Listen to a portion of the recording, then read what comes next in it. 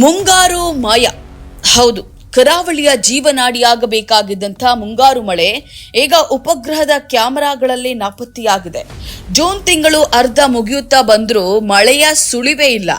ಇದನ್ನ ನೋಡಿ ಹವಾಮಾನ ವಿಜ್ಞಾನಿಗಳೇ ಈಗ ತೀವ್ರ ಕಳವಳ ವ್ಯಕ್ತಪಡಿಸ್ತಾ ಇದ್ದಾರೆ. ರಾಜ್ಯದಲ್ಲಿ ವರ್ಷದ 2ನೇ ಬೇಸಿಗೆಯ ಆತಂಕ ಶುರುವಾಗಿದೆ.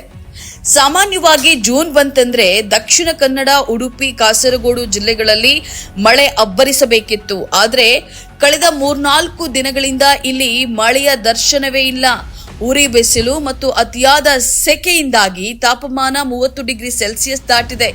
ಕರಾವಳಿ ಜನತೆ ಧಗಧಗಿಸುವ ಬಿಸಿಲಿಗೆ ಬೆಂದು ಹೋಗ್ತಾ ಇದ್ದಾರೆ.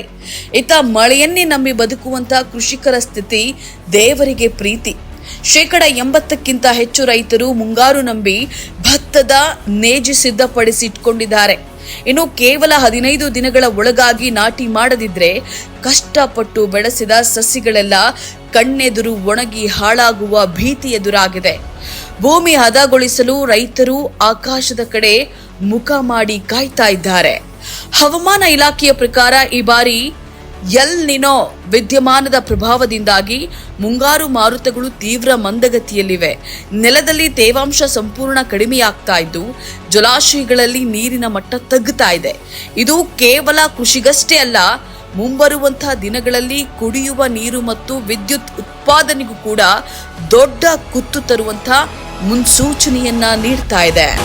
ಇಂತಹ ಇನ್ನಷ್ಟು ವಿಡಿಯೋಗಳನ್ನ ನೋಡಲು ನಮ್ಮ ಚಾನೆಲ್ ಅನ್ನ ಸಬ್ಸ್ಕ್ರೈಬ್ ಮಾಡಿ, ಬೆಲ್ ಐಕಾನ್ ಕ್ಲಿಕ್ ಮಾಡಿ.